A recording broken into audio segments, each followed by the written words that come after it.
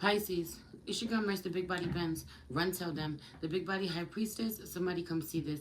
I popped in to see what's good with you for the rest of September, Pisces. As you come in, please hit the like button. Subscribe if you're new here. Share this video with someone that you love.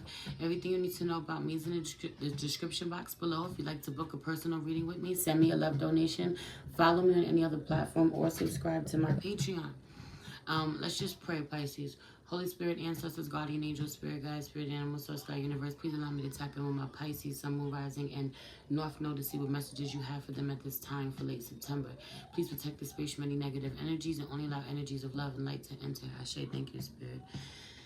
There's something about you doing something over and over again, sticking to something, doing it over and over again, repeating the process.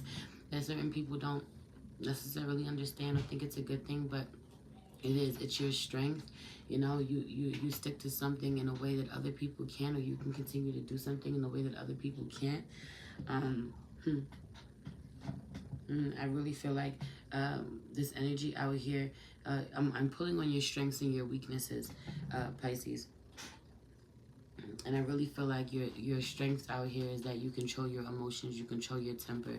I feel like your emotions being up and down, you being really upset, you know. I feel like one moment things feel great, or things are going really beautiful, or you're in a space of nothing but gratitude, and then the next moment you're really emotional. I feel like not wavering when it comes to an Aquarius for some of you it's a Sagittarius, but you know, I feel like being really good, being really strong at managing those dips, those emotional dips somehow, you know, your those dips in vibration, you know, or when your mind starts wandering. I feel like being really great at not overreacting where you want to overreact, when you don't have proof about something, you know. I feel like being really, doing really well to not follow your emotions and deceive yourself and ignore 222 on the clock and ignore proof that has been presented to you. But at the same time, for some of you, doing a really great job to control your emotional outbursts or your temper or how you respond. How much,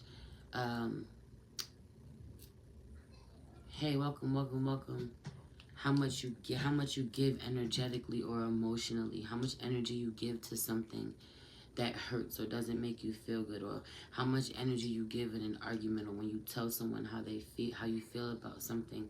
Doing so well, improving, not flipping the fuck out, not spazzing, and getting your words across. Thank you so much, St. Hudson. I truly appreciate it, my love. You know, yeah. It's this energy of doing really well and not flip the fuck out about something you really want to flip out about, or flip out every time you get triggered. Taking your power back from something, 333 on the clock. Taking your power back from something that you see, you recognize as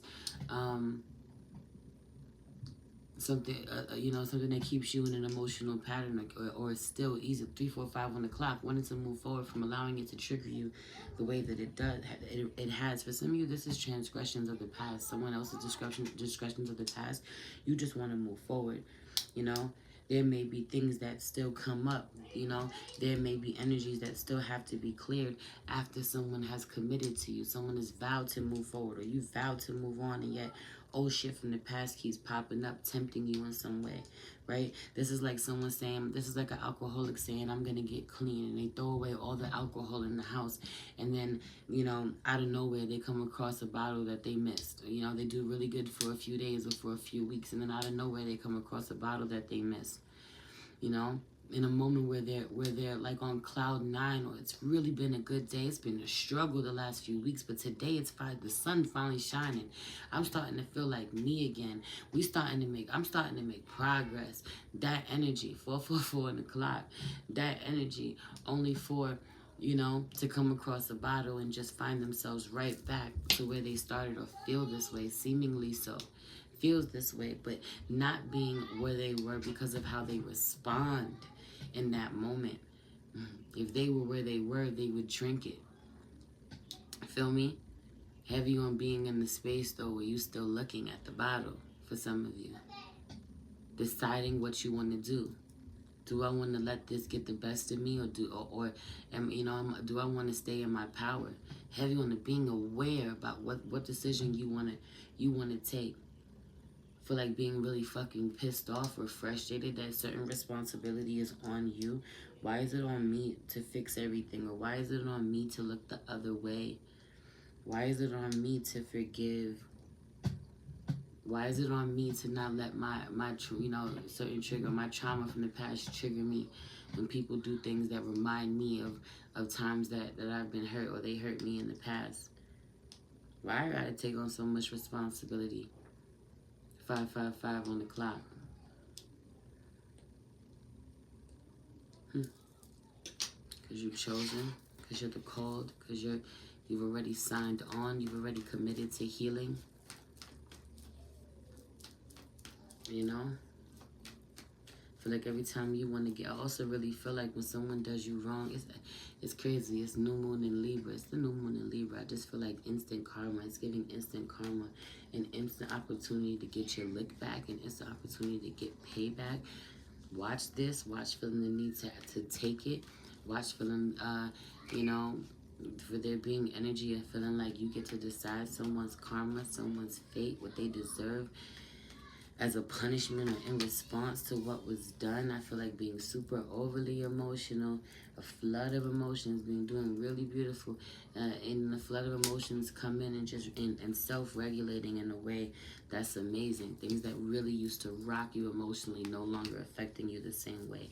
Not allowing old hurts, past betrayals, even triggering words. Certain things somebody used to be able to manipulate you with the things that they would say. That's not true. So, this person is here with me. So, I'm not worried about what they would. There's something about this shit. If someone wants to get in your head, get in your mind in some way, or make you think that your position isn't solidified, or some of you dealing with someone who is supposed to be committed to you in some way, but they keep giving people the impression that they are single, that they're available, that they're free, or someone is married and gives you the impression that they're single, that they're available, when they're not. You do this. You are committed, and you be out here acting like you're single when you're not.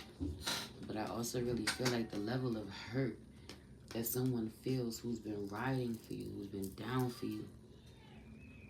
Anyway, right, what are your weaknesses out here? Ace of Cups in reverse with the Devil card and the Seven of Pentacles. I really feel like straight giving into lust, straight giving into temptation, straight giving into low vibrational thoughts that tell you that someone doesn't love you. Meanwhile, heavy on this being your higher self and your lower self, your higher self knowing that someone does, or needing to honor, practice self-love, right? Which means that you don't start doing shit that you were doing when you didn't love yourself so fucking much. That energy out here, I feel like an Aries is fucking pissed. I feel like an Aries is pissed. But anyway, I just feel like weaknesses out here giving into temptation that you shouldn't, or literally doing it to make sure that no one